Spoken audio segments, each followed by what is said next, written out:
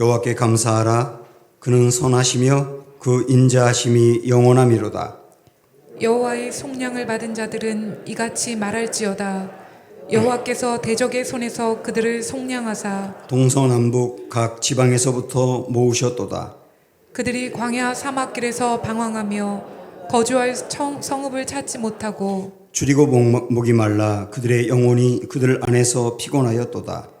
이에 그들이 근심 중에 여호와께 부르짖음에 그들의 고통에서 건지시고 또 바른 길로 인도하사 거주할 성읍에 이르게 하셨도다. 여호와의 인자하심과 인생에게 행하신 그 기적으로 말미암아 그를 같이 찬송할지로다. 읽습니다. 그가 사모하는 영혼에게 만족을 주시며 줄인 영혼에게 좋은 것으로 채워주심이로다. 아멘. 오늘 기도에 대한 말씀을 좀 나누고 싶습니다. 여러분 주위에서 어떤 분이 막 기도하고 응답받았다 하는 이야기를 들으면 부러우시죠? 네, 부럽습니다. 많은 분들이 누군가가 기도 응답 받았다고 하면 부러워하는데 그럼 나도 기도의 자리로 가야 되는데 그러는 분은 또 많지 않더라고요. 기도하면 응답 받는다. 여러분 그거 알고 계시죠? 알고 있는데 실제 기도하는 사람은 그리 많지가 않은 거예요. 어떤 사람이 1시간 매일 기도한다. 그럼 오우 대단한데? 그러면서도 정작 본인은 기도의 자리에 나아가질 않는단 말이죠. 왜 그럴까요? 기도할 시간이 없어서 그럴까요? 아니면 피곤해서 그럴까요? 왜 그런지 우리 예수님이 주신 비유를 통해서 하나 힌트를 얻을 수 있는데요. 마태복음 13장에 보면 예수님이 이런 비유를 말씀하십니다. 어떤 사람이 밭에 고용이 돼가지고 그 밭에서 일하다 보니까 굉장히 놀라운 보화가 숨겨 있는 것을 발견합니다. 아마도 옛날에는 전쟁이 있을 때 전쟁의 남자들이 나가면서 보화를 바깥은 땅 속에다가 묻어둔 일이 많았대요. 어떤 사람도 그곳에 이제 보화를 묻어두고 전쟁에 나갔는데 아무에게도 이야기를 안 한 것이죠. 근데 이 사람이 전쟁에서 전사를 했습니다. 그러니까 거기 보화가 숨겨 있는 것을 몰랐다가 누군가 그 밭에서 고용이 돼가지고 일하다가 발견한 거예요. 자, 그러면 이 사람은 어떻게 하겠느냐? 우리 예수님이 이런 말씀하셨어요. 천국은 마치 밭에 감추인 보화와 같으니 사람이 이를 발견한 후 숨겨두고 기뻐하며 돌아가서 자기의 소유를 다 팔아 그 밭을 사느니라. 그렇게 하지 않겠느냐는 거예요. 자기가 가지고 있는 모든 소유를 팔아서 그 밭을 사지 않겠느냐. 이 사람은 원래 그 밭을 살 만한 돈이 있었습니다. 근데 왜 사지 않았죠? 그 밭이 그만큼 가치가 있다고 생각을 안 했기 때문이죠. 그런데 이번엔 왜 그 밭을 사려고 하는 것이죠? 그 밭이 굉장한 가치가 있다는 것을 알았기 때문입니다. 왜냐하면 그 안에 보화가 숨겨 있으니까요. 물론 이 이야기는 천국에 대한 비유이긴 하지만 기도를 왜 하지 않느냐라고 하는 이야기로 끌어들이면 사람들이 왜 기도를 안 하느냐? 기도가 그만한 가치가 있다는 것을 실제 모르기 때문이에요. 어떤 사람은 새벽에 나와서 매일 기도합니다. 왜 할까요? 기도가 시간을 들이고 열정을 들일 만한 충분한 가치가 있다는 것을 알기 때문이거든요. 어떤 사람은 매일 시간을 정해놓고 기도합니다. 회사에 출근하자마자 기도부터 시작합니다. 그 사람은 왜 그렇게 매일 기도할까요? 기도가 정말 중요한 가치가 있다는 것을 알기 때문이죠. 기도가 보화라고 하는 것을 실제 그는 알기 때문이죠. 기도는 대가를 지불해야 되거든요. 시간을 투자해야 되거든요. 오늘 우리는 이 기도라고 하는 것은 나의 많은 대가를 지불하면서 투자하면서까지 할 만한 것이다. 왜냐하면 정말로 가치가 있는 것이다 하는 이야기를 드리고 싶습니다. 오늘 우리가 읽은 말씀은 시편 107편의 말씀인데요. 거기 보면 우리 인생이 이 세상에 살아가면서 만날 수 있는 다양한 여러 가지 문제들을 다루고 있습니다. 지금 여러분에게도 어떤 문제가 있죠? 보통 사람들이 겪는 몇 가지 문제를 107편에서 하나하나 다루고 있는데, 근데 그 문제를 안고 있는 사람들이 한결같이 나중에 하나님을 찬양하며 감사하게 되거든요. 왜냐하면 그 여러 가지 다양한 문제를 만났을 때 하나님 앞에 부르짖었어요. 기도했단 말입니다. 그리고 난 다음에 하나님이 기도를 들으시고 그들을 건져내시고 구원해내셨을 때 하나님을 찬양한 이야기가 반복적으로 나옵니다. 우리 먼저 1절부터 3절까지 보시면 여호와께 감사하라. 그는 선하시며 그 인자하심이 영원하미로다. 여호와의 속량을 받은 자들은 이같이 말할지어다. 여호와께서 대적의 손에서 그들을 속량하사 동서남북 지방에서부터 모으셨도다. 이렇게 이 시가 출발하고 있는데요. 여호와께 감사하라 하면서 맨 끝에 하나님께서 사람들을 동서남북 각 지방에서부터 모으셨다는 말씀이 나옵니다. 이게 무슨 뜻이냐면 한번 여러분 가지고 있는 성경을 보시면 동서남북 그 자리에 동서 그리고 남 옆에 1하고 괄호가 있을 거예요. 그렇죠? 그럼 1 괄호를 한번 찾아서 가보시면 뭐라고 되어 있습니까? 바다에서라고 되어 있죠. 바다에서. 원래는 동서, 바다, 북 이렇게 말해야 맞거든요. 이게 무슨 얘기냐면 하나님께서는 동서남북이라고 하는 것은 사실 온 사방을 다 말하는 것인데 거기에 바다까지 곁들여서 이 세상의 인생들이 안고 있는, 겪고 있는 모든 문제에 대하여 해답을 주신다. 그러기 위해서 그들을 모았다 라고 말씀하는 겁니다. 그래서 오늘 우리가 3가지 정도 사람들이 겪고 있는 문제와 그거에 대해서 하나님이 어떻게 풀어주시는지를 보겠습니다만은 그것만이 아니라 인생이 겪고 있는 모든 문제에 대해서 하나님이 해답하신다 라고 하는 것을 생각하면서 말씀을 보면 되겠습니다. 자, 먼저 사람들이 겪고 있는 첫 번째 나오는 문제는 광야를 경험하는 거예요. 광야. 우리 한번 4절 5절 볼까요? 그들이 광야 사막길에서 방황하며 거주할 성읍을 찾지 못하고 줄이고 목이 말라 그들의 영혼이 그들 안에서 피곤하였도다. 광야를 만났다고 하는데요. 이 광야에 대해서 구체적으로 뭐라고 말하냐면 광야 사막길에서. 근데 그랬는데 사실 사막길이라고 했지만 사막엔 길이 없지요. 광야는 길이 없는 것입니다. 우리 인생의 길을 찾지 못하는 걸 말하는 거예요. 열심히 살긴 하는데 내가 왜 살아야 되는지 내 길을 몰라요. 사람들이 물어봐요. 당신 왜 삽니까? 답이 없어요. 그게 광야에 서 있는 거예요. 여기 보면 그래서 방황한다고 그랬거든요. 정신적인 방황입니다. 내 인생의 목적이 무엇인지 모르고 열심히 살긴 사는데 왜 사는지 모르고 사는 게 정신적인 방황이거든요. 그래서 거주할 성읍을 찾지 못한다라고 하는 말은 그렇게 사는 사람은 안정감이 없다는 얘기예요. 줄이고 목이 말라 그랬는데요. 줄이고 목이 마르다라고 하는 말은 만족이 없다는 뜻이죠. 많은 걸 가지고는 있는데 마음에 만족을 느끼지 못합니다. 그래서 그들의 영혼이 피곤합니다. 이게 광야를 말하는 거예요. 저는 이걸 한마디로 말씀드리면 제가 자주 하는 표현으로 많은 걸 가지고 있고 열심히 살지 몰라도 그 인생의 마음에 허기가 있는 거예요. 허기라는 게 뭡니까? 자꾸 배고픈 거죠. 많은 걸 가졌는데 배고파요. 만족이 없어요. 채워지지 않아요. 그것을 이 말씀에서는 광야 같은 삶이라고 말하고 있는 거예요. 자, 그러면 이런 광야 같은 삶에서 마음에 안정감 없고 방황하며 만족이 없고 의미를 찾지 못하고 사는 이 사람들이 어떻게 하면 될까요?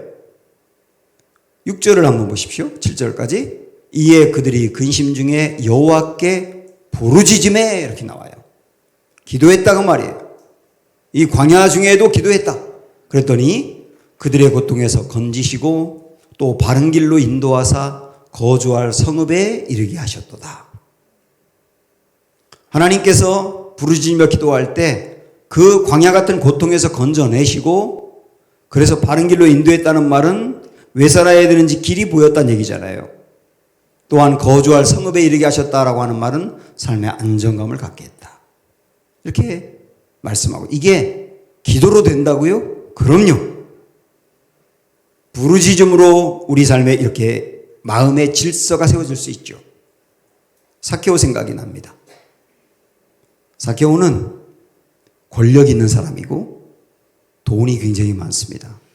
이 사람은 많은 돈을 모으는 것으로 만족을 얻고 싶었어요.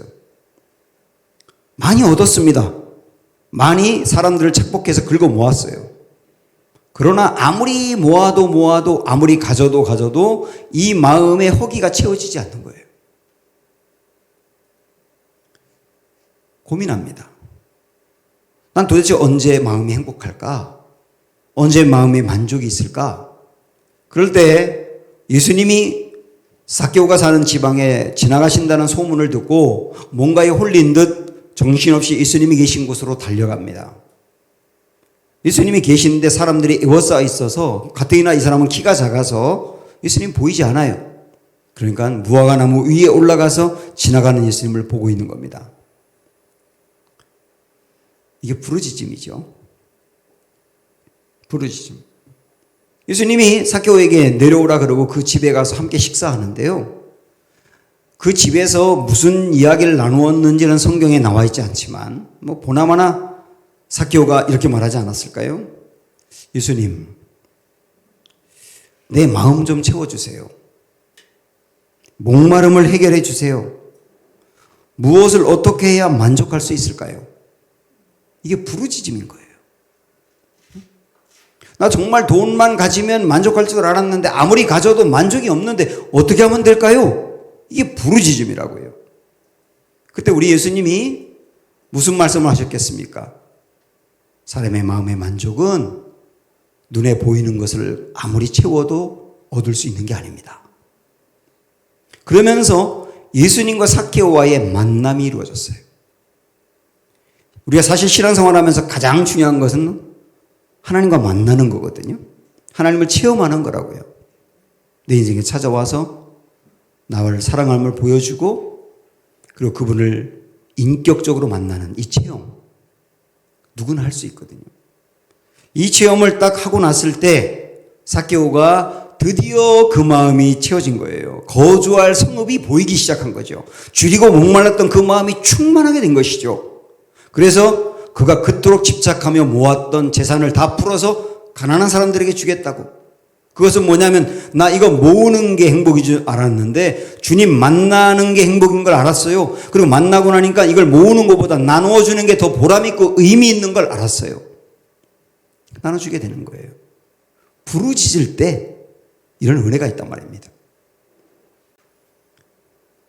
사마리아 우물가의 여인도 생각이 나는데요. 이 여인도 내용은 달랐지만 삭개오와 상당히 비슷했습니다. 이 여인은 함께 살 남편, 남자, 좋은 남자 만나는 것, 조건 좋은 남자 만나는 것, 내 결핍을 채워줄 수 있는 남자 만나는 것, 그것에 만족을 얻으려고 했거든요. 근데 어떤 남자를 만나도 마음에 만족이 안 되는 거예요. 삶은 좀 편해질지 몰라도 그 마음의 허기가 채워지지 않는 겁니다. 계속 사람을 바꿔가면서 이 남자만 될까, 이 남자만 될까 그러면서 헐떡거리는 인생을 살았던 것이죠. 그러다가 예수님이 그 여인의 인생에 찾아가죠. 우물가에서 예수님을 만나죠. 그때 여인이 예수님께 이런 질문을 합니다. 영원히 목마르지 않을 물을 내게 주세요. 그게 부르짖음이에요. 나 지금 마음에 갈증이 있고 이 마음이 채워지지 않아서 너무나 힘든데 사람을 아무리 바꿔도 채워지지 않는데 영원히 내 마음에 진짜 만족을 얻을 수 있는 그 길을 내게 알려주세요. 이게 부르짖음이지 않습니까? 똑같습니다. 그 여인도 다른 게 아니라 예수님을 만나는 것으로 채워졌어요. 예수님을 만나고 나니까 마치 다 가진 것처럼 마음이 두둑한 거예요. 뭔가 더 가져야만 채워지는 게 아니라 예수님으로 충분히 만족이 생기는 거예요. 그리고 나서 이 여인의 인생이 확 달라지지 않습니까? 이 모든 것들이 부르짖음을 들으신 하나님의 은혜로 가능한 것이다. 그래서 9절 말씀에 이렇게 얘기합니다. 그가 사모하는 영혼에게 만족을 주시며 줄인 영혼에게 좋은 것으로 채워주심이로다. 누가 부르짖을 때 하나님이 그렇게 하신단 말씀. 자, 117편에서는 두 번째 문제를 만난 사람 얘기가 나오는데요. 그 사람은 무엇인가에 이렇게 매여 있는 겁니다. 매여 있어요. 10절 보시면 사람이 흑암과 사망의 그늘에 앉으며 곤고와 쇠사슬에 매여 있다 그랬어요. 흑암과 사망이 굉장히 암울한 단어이지 않습니까? 그 사람을 짓눌러요. 그리고 곤고, 마음이 심히 고민이 많은 것이죠. 그리고 쇠사슬이 그를 묶었어요. 쇠사슬이 그를 묶었다는 말은 옴짝달싹 못한다는 얘기입니다. 이건 뭘 얘기하느냐면 어떤 중독을 말하는 겁니다. 중독된 상태예요. 뭔가에 중독된 상태. 그 뭔가에 중독됐다는 말은 그것이 그 사람을 노예처럼 붙들고 놓아주지 않는다는 얘기입니다. 그렇게 된 이유가 나와요. 11절 12절 보시니까 하나님의 말씀을 거역하며 지존자의 뜻을 멸시함이라. 그러므로 그가 고통을 주어 그들의 마음을 겸손하게 하셨으니 그들이 엎드러져도 돕는 자가 없었도다. 뭔가에 이렇게 얽매여 쇠사슬에 얽매인 것처럼 그들이 괴로운데 그들을 돕는 자가 없어요. 벗어날 길이 없다는 얘기죠. 그렇게 된 이유가 뭐냐면 하나님의 말씀을 거역하고 하나님의 뜻을 멸시했기 때문입니다. 하나님을 무시하고 멸시하다 보니 하나님이 그들을 겸손하게 하기 위해서 이렇게 했는데 그게 과해져서 중독이 되어버린 것이죠. 자, 쇠사슬에 매였다. 이거를 다르게 이야기하면 견고한 진이 그를 누른다고 할 수 있습니다. 견고한 진. 어떤 견고한 것이 그 사람 마음에 집을 짓고 있는 것처럼 그를 사로잡고 있다는 뜻이에요. 아주 부정적이고 나쁜 것들인데 그 부정적이고 나쁜 것들이 그 안에 자리 잡고 있어서 도무지 나가질 않는 겁니다. 이걸 견고한 진이라고 하거든요. 가장 대표적으로 무서운 견고한 진이 죄거든요. 그 사람 안에 죄가 있는데 이 죄가 습관적으로 계속 범하다 보니까 이 안에 진을 치고 있는 거예요. 거기서 벗어나기 위해서 결심을 합니다. 근데 아무리 결심해도 벗어나지 못하는 겁니다. 자기가 짓는 죄와 비슷한 죄를 져가지고 배가 망신한 사람을 보았어요. 그 사람이 그 죄를 져가지고 가정이 깨졌고 직장을 잃어버렸고 그동안에 쌓아놓았던 모든 명예가 실추되었고 바닥으로 떨어졌습니다. 깜짝 놀랐어요. 그 사람 보면서. 정신이 바짝 들었습니다. 야, 나도 잘못하면 큰일 나겠다. 그래서 일순간에 그 죄를 벗어버린 것 같았는데 어떤 상황과 여건이 되니까 또 그 죄가 올라오는 거예요. 이게 견고한 진이라고 하는 겁니다. 무서운 거거든요. 이 견고한 진에 사로잡혀 있는 사람들은 마음에 이런 것들이 있을 수 있어요. 이 견고한 진이 상처라고 하는 견고한 진이 마음에 자리 잡고 그 사람을 괴롭힐 수도 있어요. 이 상처가 해결되지 않아서 예를 들어서 어떤 학력에 대한 상처가 있으면 어떤 학교 얘기나 이런 거 나오면 얼굴이 빨개지고 아주 예민해져 가지고 누군가 그냥 농담으로 던진 말도 화를 내고 그런단 말이죠. 열등감이라고 하는 견고한 진이 있을 수 있습니다. 하나님 앞에서 내가 얼마나 귀한 존재인지 그거를 망각한 채 다른 사람과 비교하면서 자기를 부정적으로 보고 무너져 있는 거예요. 하나님은 우리를 넘버원으로 부른 게 아니라 온리원으로 불렀거든요. 한 사람 한 사람 오직 너. 다른 사람 닮아갈 필요가 없고 너 자체로 그냥 귀해. 이게 온리원이잖아요. 근데 그걸 알지 못하고 다른 사람과 싸워서 경쟁에서 항상 1등이 돼야 되겠다. 넘버원이 돼야 되겠다. 그것이 열등감으로 나타나가지고 그 사람의 인생을 무너뜨리는 거죠. 나도 부정적으로 보지만 다른 사람도 칭찬하지 못하고 부정적으로 보는 거예요. 나쁜 습관이 견고한 진으로 자리 잡고 있을 수도 있어요. 대표적으로 게으름이라고 하는 게 있습니다. 게으름이라고 하는 게 그 안에 견고한 진으로 자리 잡고 있으면 이러면 안 된다는 걸 아는데 벗어버리질 못해서 도전하지 못하고 전진하지 못하는 거예요. 그리고 나서 게으른 자기 자신에 대해서 실망하면서도 고치지 못하는 거죠. 이게 반복적으로 일어나는 모든 것들이 다 견고한 진이라고 할 수 있습니다. 이럴 때는 어떻게 해야 되는 겁니까? 부르짖어야 되는 거예요. 그럼 어떻게 될까요? 우리 한번 말씀 보시죠. 이에 그들이 그 환난 중에 여호와께 부르짖음에 그들의 고통에서 구원하시되 흑암과 사망의 그늘에서 인도하여 내시고 그들의 얽어맨 줄을 끊으셨도다. 옴짝달싹 못하도록 견고한 진으로 그들을 붙들고 있던 것들을 끊어버리셨다. 그리고 정말로 자유하게 하신단 말이에요. 부르짖을 때. 견고한 진도 마찬가지예요. 고린도후서 10장에 보면 우리의 싸우는 무기는 육신에 속한 것이 아니오 오직 어떤 견고한 진도 무너뜨리는 하나님의 능력이라. 하나님 안에는 어떤 견고한 진, 나를 올가매고 나를 노예처럼 부리고 벗어나지 못하도록 막고 있는 어떤 견고한 진도 파해버리고 무너뜨려버리는 능력이 하나님 안에 있단 말이에요.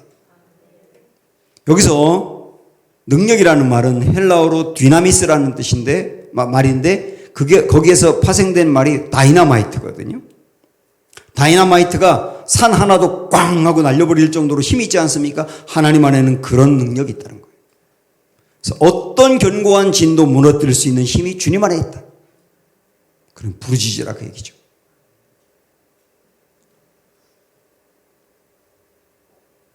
제가 아는 어떤 권사님의 딸에게 기가 막힌 일들이 한꺼번에 찾아온 적이 있어요.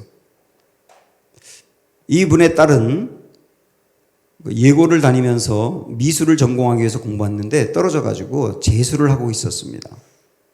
근데 재수하는 과정에 몇 달 동안 어떤 일들이 생겼느냐면 가장 친한 친구가 자살을 했어요. 그리고 자기가 아주 존경하던 영어 학원의 선생님이 교통사고로 죽었어요. 그리고 좋아하던 할아버지가 돌아가셨어요.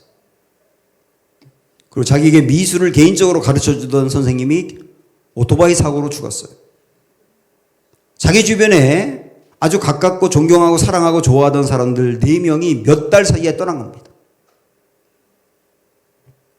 이 친구는 충격에 충격이 계속 덧대어지면서 극심한 우울증에 빠져버렸어요. 그리고 매일 죽고 싶다는 생각밖에 안 들어요. 그 우울감이 이 친구를 완전히 억누르며 헤어나오지 못하도록 하는 겁니다. 정말로 사망과 흑암의 그늘 아래에 있는 것이죠. 한 번은 지하철 타기 위해서 이렇게 기다리고 있는데 지하철이 저기서 오더라는 거예요. 그때 이 마음에서 뛰어내려. 죽으면 행복해져. 이런 마음이 확 올라오는데 정말 자기도 모르는 사이에 앞으로 가고 있더랍니다. 그 순간에 엄마 생각이 나가지고 딱 다리에 멈췄다는 거예요. 그리고 뒤로 물러섰다는 거예요. 그런 경험이 수도 없이 계속 났다. 참 다행히 거기서 치유가 되고 대학에 들어가고요. 그 미대생들 대상으로 아시아 미대생들의 어떤 그 출품전이 있었는데 거기서 이 친구가 그린 그림이 치우수상을 받았어요. 그리고 어떤 한 회사의 CEO가 이 그림을 비싼 가격에 샀습니다. 저도 그 권사님 우리 교회에 찾아와가지고 그 그림 보여줬는데 자기가 그동안에 고통을 당하면서 당했던 고통과 이것을 이겨낸 그 힘을 그 그림에 다 이렇게 담았더라고요. 그것을 본 CEO가 자기도 어릴 적에 젊을 적에 수없이 고생했는데 그걸 극복했던 것들이 생각나가지고 그 그림을 샀다는 겁니다. 제가 이제 드리려고 하는 말씀은 이런 건데요. 그 권사님이 저에게 이 말을 했습니다. 목사님, 제가 평소에 절대로 소리를 내지 않고 침묵하며 기도했거든요. 항상 묵상하며 기도했거든요. 그리고 제 개인적인 문제를 해결해 달라고 기도한 적이 없고요. 제 소원을 아뢰면서 이루어 달라고 기도한 적이 없어요. 그런데 제 딸이 그 지경이 되니까 그냥 부르짖고 통곡하고 매달리면서 기도하지 않을 수가 없더라는 거예요. 그리고 그 부르짖음을 주님이 들으신 겁니다. 부르짖으면 삽니다. 세 번째 인생이 겪고 있는 문제가 또 나오는데 그것은 질병입니다. 질병. 자, 한번 우리 말씀을 보실까요? 그들은 그들의 모든 음식을 싫어하게 되어 사망의 문에 이르렀도다. 이게 이제 세 번째 상황인데요. 이게 무슨 얘기 같습니까, 여러분? 음식을 싫어한다. 질병에 걸렸다는 얘기예요. 질병에 걸려서 먹는 게 싫어요. 질병에 걸려도 먹을 수 있으면 사는데 결국 먹지 못해 죽는 거거든요. 그래서 이 병이 중하다는 얘기입니다. 그래서 뒤에 보면 사망의 문에 이르렀다 이렇게 했지 않습니까? 이 사망 직전까지 가 있는 거예요, 지금. 이런 육체의 질병을 앓고 있는 사람이거든요. 근데 이것은 비단 육체만이 아니라 마음의 병도 이야기합니다. 앞에서도 뭐 마음의 병 일부를 말씀드렸습니다만은 마음의 병이 어떤 해결이 잘 안 되는 거죠. 소망이 보이지 않아요. 그리고 흥미도 잃어버려요. 나 자신에 대해서 비참하게 생각해요. 그리고 사람들이 위로하지만 위로가 되지 않아요. 힘내세요, 용기를 내세요 그렇게 말하지만 그 말을 들어도 힘을 낼 수 있는 에너지가 그 마음에 없어요. 혼자 힘으로 일어설 수 없을 정도로 무기력한 상태란 말입니다. 이게 세 번째 상황이에요. 이럴 때에도 부르짖으면 됩니까? 그럼요. 한 말씀 보세요. 이에 그들이 그들의 고통 때문에 여호와께 부르짖음에 그가 그들의 고통에서 그들을 구원하시되 그가 그의 말씀을 보내어 그를 고치시고 위험한 지경에서 건지시는도다. 부르짖었을 때 하나님이 그들을 고통에서 구원해내셨습니다. 말씀을 보내어 그 말은 단순하게 말하면 말씀을 들을 때 치유가 일어나기도 한다는 얘기죠. 또 말씀을 보냈다는 말이 말씀이 주님이라고 한다면 주님이 우리 인생에 찾아오신다는 얘기도 되지요. 그래서 우리를 고쳐내셔서 그 위험했던 지경에서 건져내셨단 말입니다. 부르짖을 때 말이죠. 히스기야 왕 생각이 납니다. 히스기야가 30대 젊은 나이에 그 훌륭한 왕이 죽을 병에 걸렸어요. 하나님이 이사야 선지자에게 너 히스기야에게 가서 이야기해. 죽을 병에 걸렸으니까 인생을 정리하라고. 그 기가 막힌 소식을 이사야가 왕에게 전해주었습니다. 그리고 나서 성경에 보면 이사야가 성읍으로 들어갔다 이렇게 나오는데요. 이거를 많은 분들은 뭐라고 해석을 하느냐면 이사야조차도 왕이 죽는 게 기정사실이기 때문에 장례 준비를 하러 갔다 이런 의미랍니다. 이 이사야 선지자도 히스기야가 죽는다는 것을 당연하게 받아들이고 전혀 기도하지 않았어요. 장례 준비만 했다니까요. 그런데 당사자인 히스기야는 자기가 죽는다는 이야기를 듣고 나서 기도합니다. 이걸 이렇게 말할 수 있어요. 그래도 기도했다. 그래도 기도했다. 오늘 말씀 그대로 정말 사망의 문에 이른 상태였는데 그래도 기도했다. 하나님은 어떻게 하십니까? 이 말씀을 보세요. 너는 돌아가서 이사야에게 하는 말입니다. 너는 돌아가서 내 백성의 주권자 히스기야에게 이르기를 왕의 조상 다윗의 하나님 여호와의 말씀이 내가 내 기도를 들었고 내 눈물을 보았노라. 내가 너를 낫게 하리니 내가 3일 만에 여호와의 성전에 올라가겠고. 기도가 응답이 되었어요. 하나님이 그를 고쳐주었어요. 3일 만에 성전에 올라가서 멀쩡한 사람이 되었어요. 여러분 주위에 병으로 고생하는 분이 있으면 위로의 말을 해주는 건 필요합니다. 그럼 그보다 더 중요한 게 뭔지 아세요? 그가 낫기를 기도하셔야 돼요. 어려움을 당한 사람에게 힘을 내라고 메시지를 보내는 것도 필요합니다만은 그보다 더 필요한 것은 그를 도와달라고 고쳐달라고 하나님께 기도하는 거예요.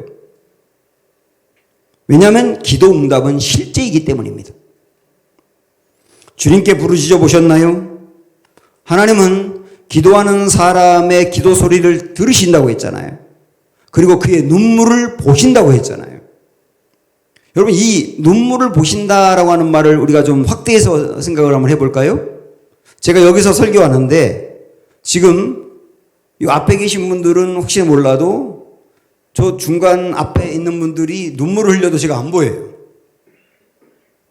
눈물을 보았다라고 하는 말은 가까이 갔다는 얘기입니다. 그 고통당하고 아파하는 그 사람에게 주님이 가까이 가서 그 얼굴을 보셨단 말씀이에요. 부르짖으며 기도할 때 하나님 그렇게 하신다는 얘기죠. 역대하 16장 9절에 보면 이런 말씀이 있습니다. 들어보세요. 여호와의 눈은 온 땅을 두루 감찰하사 전심으로 자기에게 향하는 자들을 위하여 능력을 베푸시나니. 하나님이 지금 눈으로 사람들을 찾고 있습니다. 누구를 찾느냐? 전심으로 하나님을 찾는 사람들을 찾는 거예요. 전심으로 하나님을 찾는 부르짖는 사람들을 주님이 찾는다고요. 그리고 그 사람을 찾으면 하나님의 능력을 부어주신다 그랬습니다.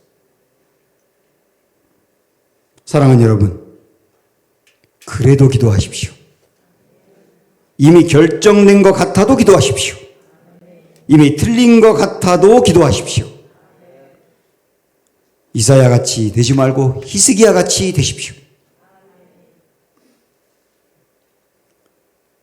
우리는 기도를 잘 해야 한다. 바르게 해야 한다. 그걸 알고 있거든요. 그런데 기도를 잘 해야 된다는 것이 너무 압박이 되어서 기도의 열정을 잃어버리기 쉽습니다. 내가 지금 드리는 이 기도가 잘 하는 기도인가? 그것이 나를 누르는 것이죠. 기도한다고 다 응답되는 것이 아니라 잘해야 한다. 정욕을 위하여 기도하면 응답이 안 된다. 우리가 그 말씀을 알고 있다 보니까 기도하면서도 지금 내가 정욕을 구하는 것이 아닌가 하는 생각이 들어서 기도를 멈출 때가 한두 번이 아니에요.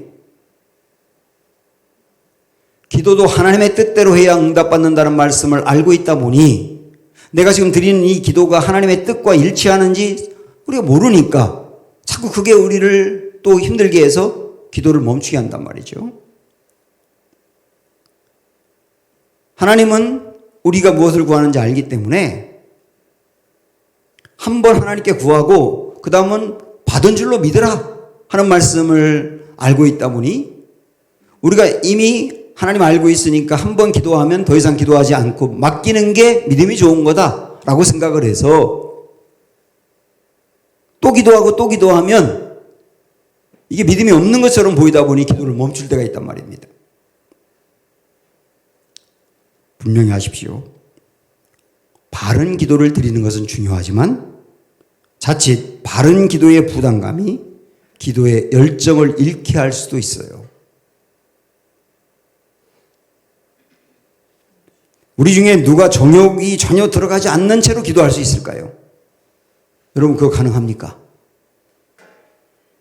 정욕이 들어가지 않은 채로 기도가 가능합니까? 모든 기도는 정욕이 들어갈 수밖에 없어요. 거의 대부분. 근데 기도하다가 하나님이 이건 정욕이야 라고 하는 걸 명백히 알려주시면 그건 내려놓으면 되는 거예요. 하나님의 뜻을 100% 알고 기도합니까? 알 수 있어요? 모르요.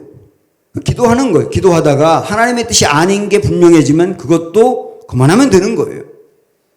너무 완벽한 기도하려고 하지 않아도 괜찮아요. 내 기도가 완벽하지 않아도 괜찮아요. 마음에 소망하는 거 기도해 보세요. 부르짖어 보세요. 그렇게라도 기도하는 게 완벽을 찾다가 기도 못하는 것보다 훨씬 낫단 말입니다. 여러분 수영할 줄 아세요? 수영 어떻게 배우셨습니까? 수영을 잘하는 교본이 있습니다. 그 교본을 딸딸 외우면 수영 잘하던가요? 수영은 물속에 들어가서 허우적거리면서 물 좀 마시고 그러다가 배우는 거예요. 수영은 물이 있는 현장에서만 배울 수 있는 거예요. 장수가 위인전을 많이 읽었다고 되는 겁니까? 전쟁터에 들어가서 화살을 피해가며 목숨을 걸고 싸우다가 장수가 길러지는 것이죠. 기도도 똑같습니다. 기도는 기도와 관련된 책을 많이 읽는다고 되는 게 아니에요. 기도 세미나, 기도 학교 필요하지만 그런 것으로 기도를 대신할 수 있는 게 아니에요. 기도는 오직 필드에서만 경험하는 겁니다. 기도의 자리에 나아가서만이 경험할 수 있는 거예요. 무릎을 꿇고 나아갈 때만이 경험할 수 있는 거예요. 분명히 말씀드릴 수 있어요. 부르짖으면 삽니다. 우리 한번 그런 마음으로 부르짖으며 찬양하고 기도해 볼까요? 나의 힘이 되신 여호와여,